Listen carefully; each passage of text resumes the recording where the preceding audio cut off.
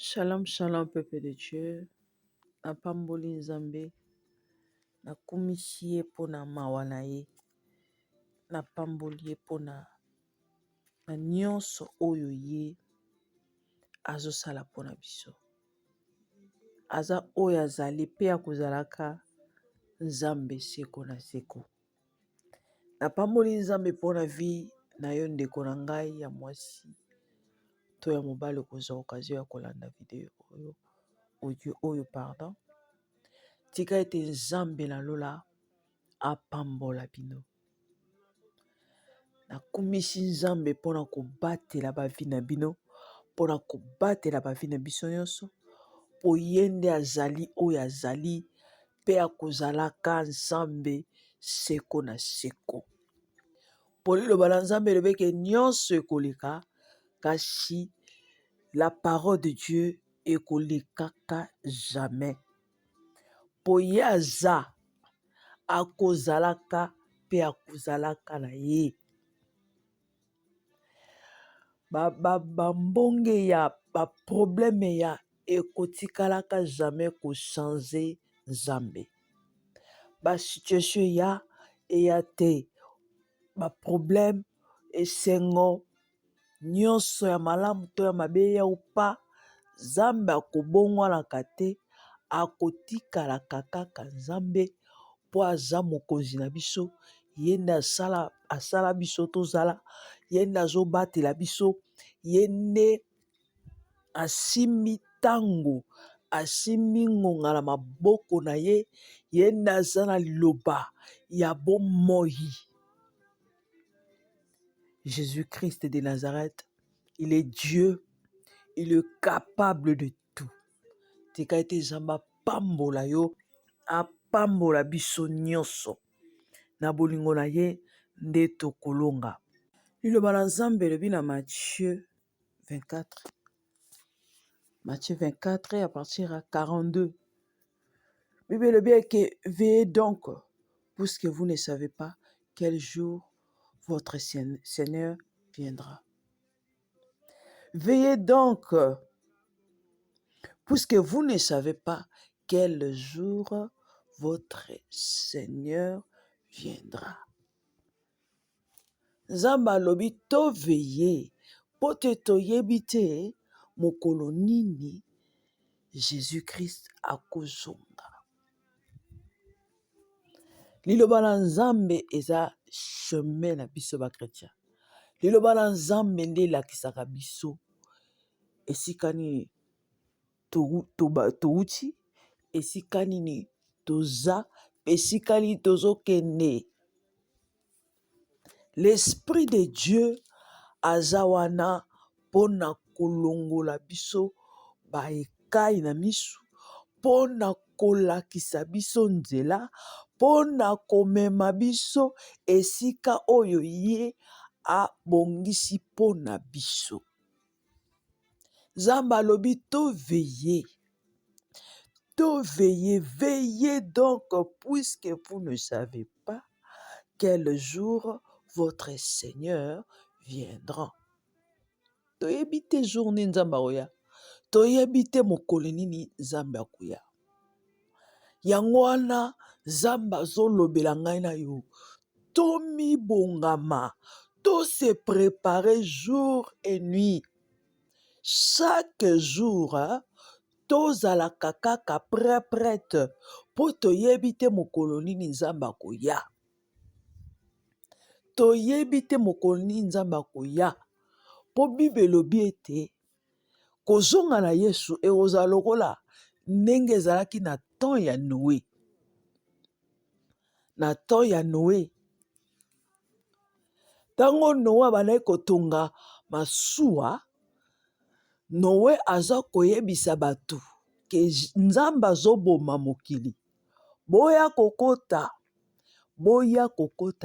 Bible elobi nini? Bato bandaki koseka, bazomona Noé moto ameni masanga, moto aza soki ndenge komo azoloba ke non, nzambe aoboma mokili pe azotonga bato, olatonga bato kote ya mai, ye azotonga bato kaka na mokili. Babana omona ye mutu moboye, correct te. Alors le jour oyo nzambe anokisaki mvula nde wana ekomaki trop tard mpo na bango. Liloba na nzambe eza wana mpo na kolakisa biso nzela. Liloba na nzambe eza wana mpo na kolakisa biso nzela nini tokende. Soki ngai na yo tozotanga liloba na nzambe te, ekozala mpasi to comprendre ton nini oyo tozali. Pour l'Esprit de Dieu a travaillé dans sa parole. Dieu travaille dans sa parole. Nzamba travaillera libanda liloba na ete. Nzamba zala kate liloba na ye pona kolobela biso. Yango wana ngai na yo tozali na posa ya Yesu Masia. Toza na besoin ya Jésus, Christ de Nazareth, l'homme de Galilée, pour te yenda za chemin la vie et la vérité. Zamba lobi to veiller, to veiller. Tozala wana te na kati kaka ba distraction, na kati kaka makambo oyo ezopesa nzambe lokumu te. Pona diable abi que Jésus-Christ est bientôt là azozonga. Nzambe azozonga kala te, ye pe alobi pe akomema bato na lifelo. Yango tozomona ndenge nini makambo ezokoma susu dur, péché ezoko augmenter, ba problème ezoyaka likolo, ba démon bazoko avancer, Satan azoko avancer pona ko arrêter batu ba mona nkembo na nzambe te. Yango wana nzambe aza wana pona biso. To veiller na ba vie na biso, to veiller na ba comportement na biso, to veiller na bandako, to veiller totala makambo nyonso, totala tout. Totala nyonso oyo ezoleka wepwani. Pourquoi oyo ezoleka? Ba information nyonso wana oyo tomona ona mokili nyonso ezolakisa biso ya arrivé à Jésus-Christ. Bientôt temps etikali moke. Temps etikali moke. Yango wana to focaliser na Yesu. To focaliser na Yesu. Totala Jésus, totala Nzambe, totala makambo ezoleka te. Eza oui, eza pasi, eza facile. Eza facile pour na kwafuntango. Eza facile. Monde ténèbres telemi.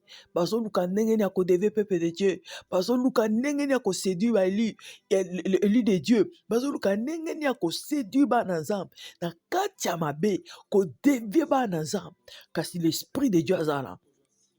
Pour kolakisa biso chemin, pour soutenir biso, parce que na to oyo soki Nzambe te to yebite to ngana to kokokate, mais Nzambe alobi te to talela ye, to tia like na biso epai na ye, ya kotika biso te, akodecevoir biso te, ba oyo nyonso balanda ye, batikala jamais kozala dessus, po Nzambe atikaka mutu moko te oyo aye epai na ye.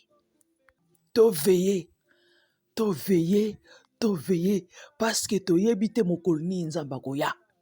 To longwa mabe, malgré sa facilité, na yebi ki na grâce ya Saint-Esprit de Dieu, ako sunga ngai na yo, ako sala biso grâce, to landa nzela na Nzambe, to luka Yesu, to landa ye, Saint-Esprit ako zalwana, kasi azala besoin ya to ya ngai na yo, to pesa Nzambe temps, to pesa Nzambe temps, to pesa ye temps, to bisa ye Seigneur Jésus, yaka na bomo na biso, sunga biso, to mona nkembo na yo, po nyonso koleka, atozala ba million, atoza milliardaire, atozala nyonso, yeba ke un jour, nyonso ekotikala, biloko nyonso ekotikala, na se na mokili oyo, Yesu Masia nde azali seko na seko, po liloba na ye nde ekotikalaka jamais koleka.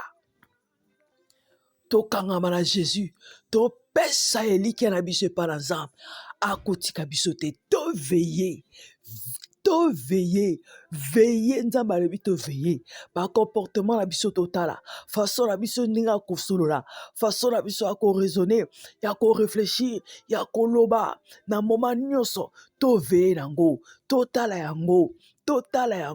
Totala te oyo nyonso zoleka na mokili. Nzambe alobi ete na temps asuka po badisiple batunaki Jésus, ndenge nini tokoyeba ke oyo ekomi temps ya kozonga na yo. Nzambe apesaki basine, bokomona mibali na baya bakobala, bokomona baguerre, bokomona banzala, bokomona boye, nyonso wana tomoni yango mpe tozomona yango. Nyonso na ezosala nini? Ezosala ke non Nzambe azolakisa biso tozalaka déjà prête tomibongamaka. Oyo ayebi ke non azwaki mobali ya mutu kele kozongisa mobali ya bato. Oyo ayebi ke non atyolaka tika kotyola. Oyo ayebi ke non afingaka, atongaka, ayibaka, asalaka makambo mabe. Nzambe alobi totika yango. Banda deya koveye na bakomportema na yo. Banda deja kotalaka te biloko na osala epesa Nzambe lokumu te. Biloko na osala kompozi epesa Nzambe gloire te. Il faut natika yango. Soki okoki te benga Saint-Esprit de Dieu, kota na chambre na yo, kangisa famille na yo, kobondela koyisa Nzambe mawa. Nzambe yoka biso mawa, tokokoka te sa yo. Seigneur sunga biso.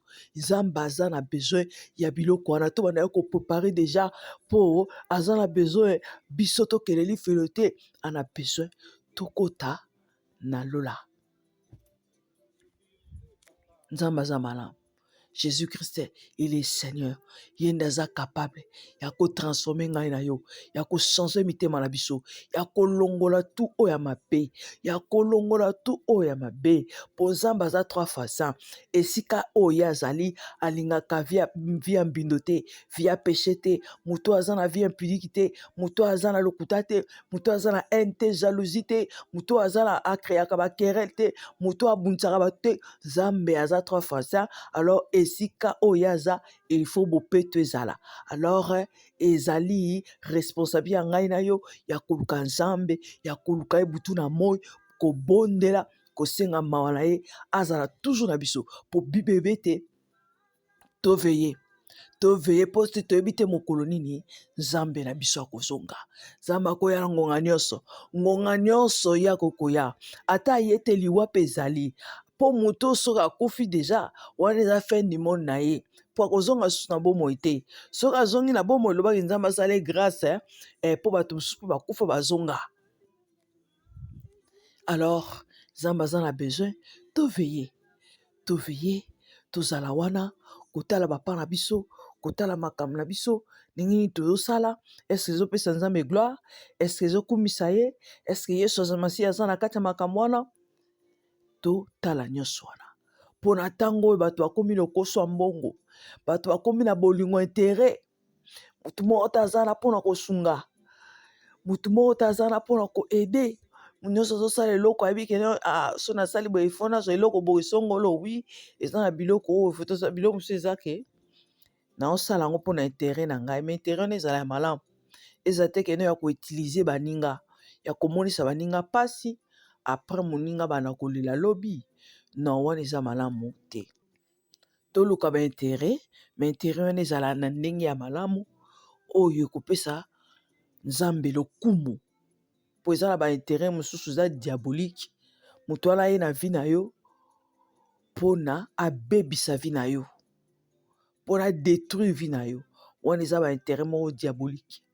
Mais ntango tozosala kosaproche na bavi ya bandeko ya bato oyo Nzambe azokutanisa biso na tanke toza na bomoi, toluka toujours komemaka pe komema toujours Jésus-Christ na kati ya bavi ya bato oyo Nzambe azokutanisa bango na bavi na biso. Nzambe azala na centre makambo nyonso. Nyonso tokosala totya Yesu liboso. Yesu Masiya azala liboso ya makambo nyonso. Yesu Masiya azala liboso ya makambo nyonso. Pour Jésus-Christ, il n'est à fin de la loi. Malgré tout au diable azolinga sala pona ko devie biso, pona ko tia biso na salite, kasi Yesu Masiya oyo ayebi mitema na biso akozala toujours wana pe aza wana pona ko bimisa biso na ba piège nyonso ya diable. Pour un jour bakolobelaka su satana te. Po akokene na moto po na seko na seko. Kasi ngai na yo toko vivre libela na libela près du Seigneur Jésus-Christ de Nazareth, l'homme de Galilée. Tosala o eza malamu, tosala fort, tosala makasi na ma force na biso, Saint-Esprit akosoutenir biso po te tokoma esika oyo Nzambe aza na besoin tokoma. Tika ete Nzambe apambola ngai na yo, Nzambe apambola ngai na yo. Mokolo na lelo natiki entre tes mains, Seigneur, yo nde obatela biso Seigneur, yo nde osunga biso, tosala oyo eza volonté na yo, tosala oyo yo lingi, tosala oyo yo lingi papa, po tolobi te oyo nyonso atosaka liloba na yo, oyo nyonso atiaka yango na misala nde akomona nkembo na yo. Nzambe totya liloba na misala mpe tomona nkembo na yo.